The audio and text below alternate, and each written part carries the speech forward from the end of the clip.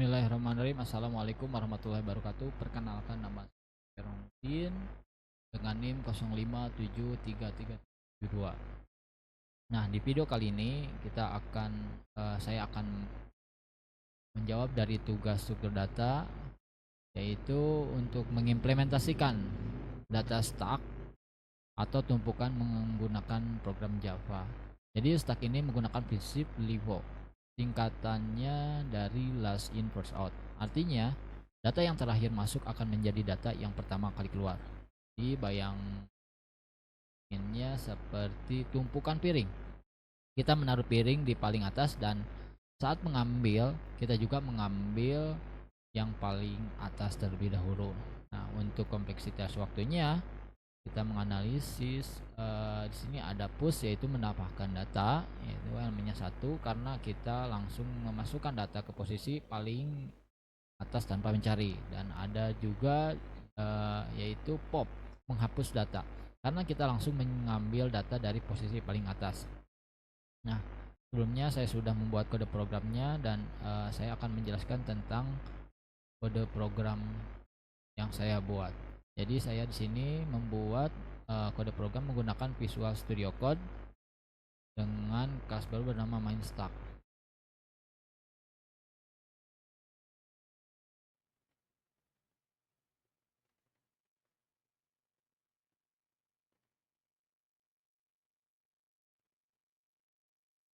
Nah,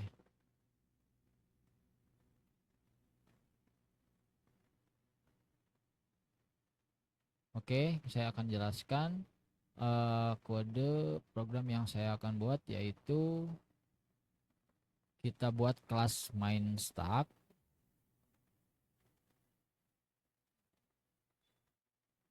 ya. Jadi di sini pakai bantuan library bawaan Java. Jadi kita import dulu Java until stack, ya. Di dalam fungsi main kita instansasi objek stack. Sekarang kita siapin minimal data 8 data integer, yaitu 12, 45, 7, 23, 56, 89, 34 sampai 90, dan kita masukkan proses push, ya.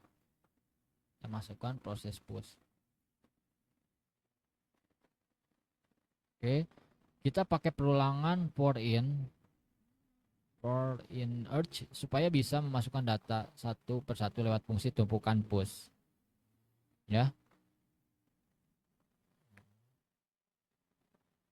Oke, sambil jalan kita cetak juga isi stacknya biar kelihatan proses tumpukannya. Lanjut. Nah, setelah masuk kita cetak kondisi sebelum pop. Untuk pastiin urutannya terakhir, kita lakukan proses pop menggunakan fungsi tumpukan pop, ya. Yuk, kita coba run hasilnya.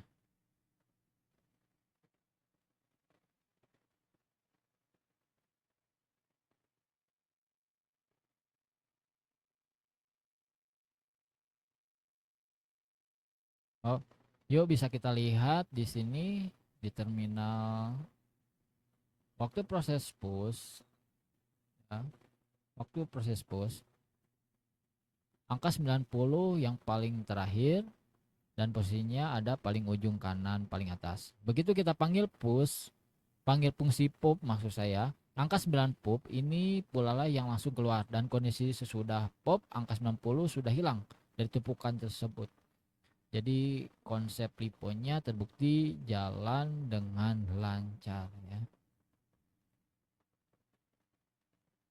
Oke, kita lanjut ke soal kedua, yaitu QPIVO, dan bisa dilihat lagi soalnya.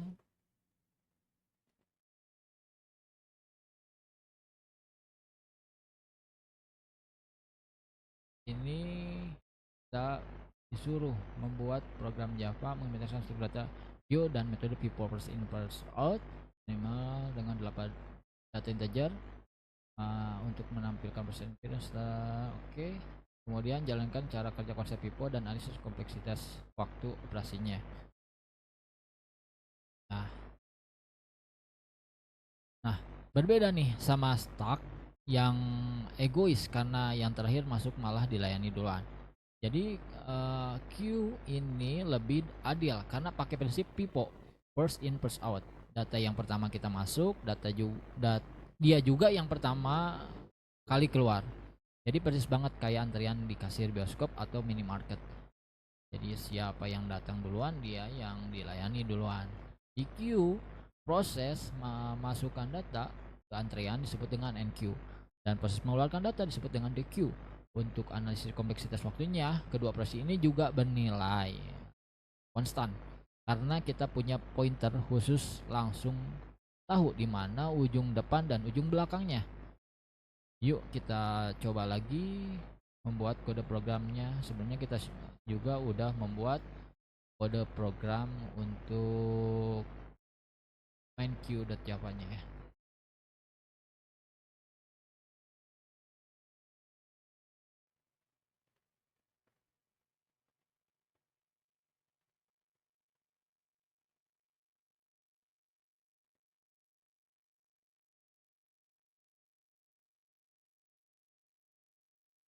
Oke.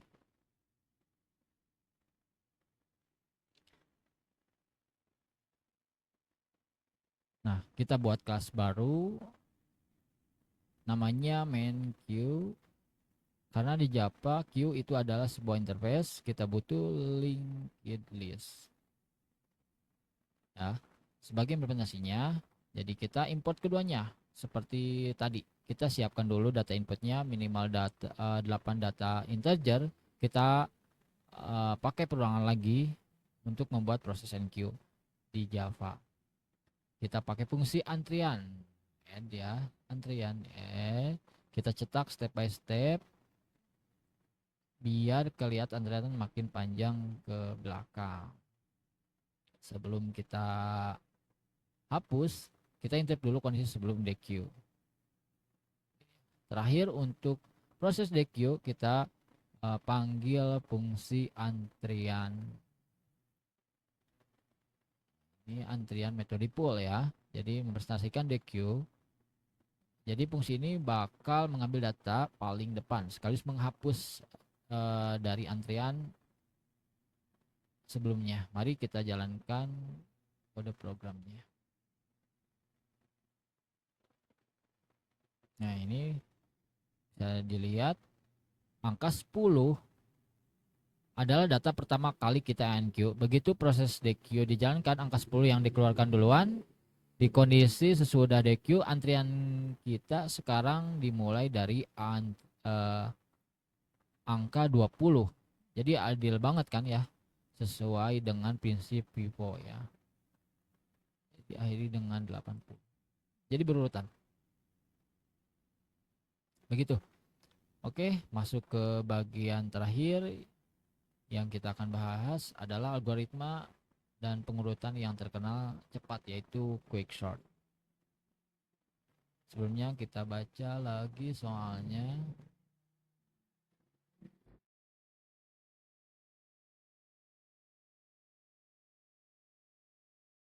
Di sini kita ditugaskan untuk menggunakan metode quicksort, tampilkan data sebelum dan sesudah diurutkan. Setelah jelaskan secara singkat cara kerja algoritmanya. Nah,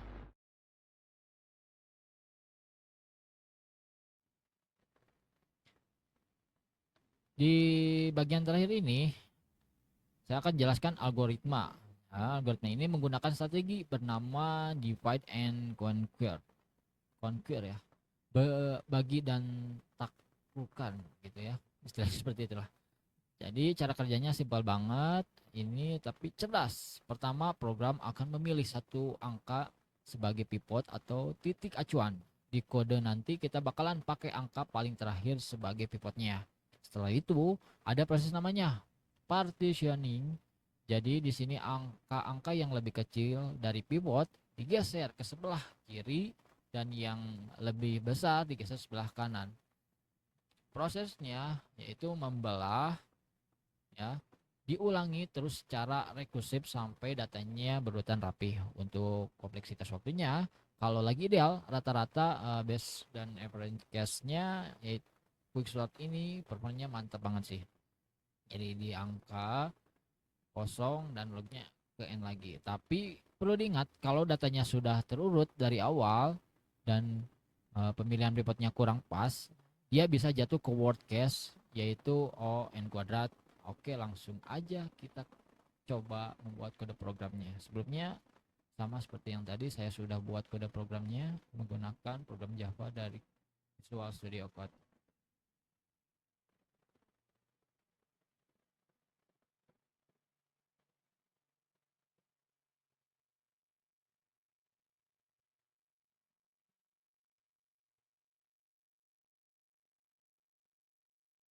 Nah, sebelumnya kita buat kelas baru yaitu main quicksort.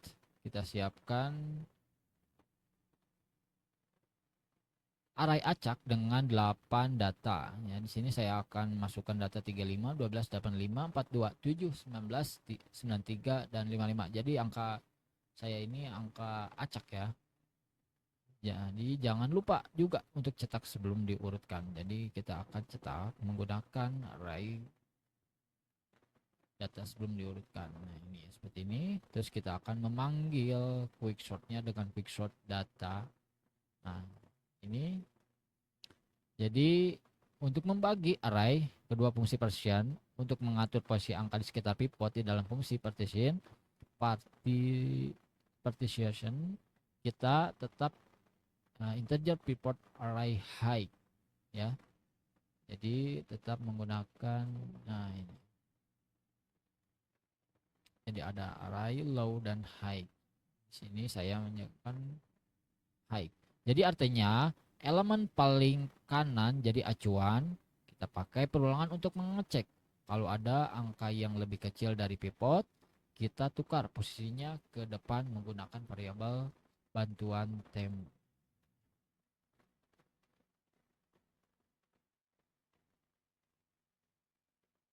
Oke.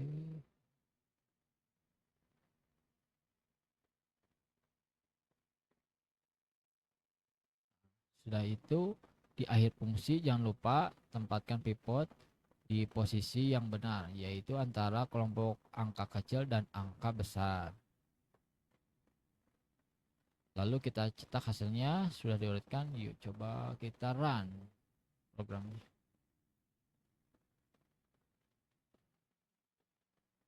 Nah, ini bisa kita lihat data acak yang kita tadinya berantakan ya, sekarang sudah berurutan dengan rapi. Dari yang angka terkecil dari angka 7 sampai yang terbesar 93.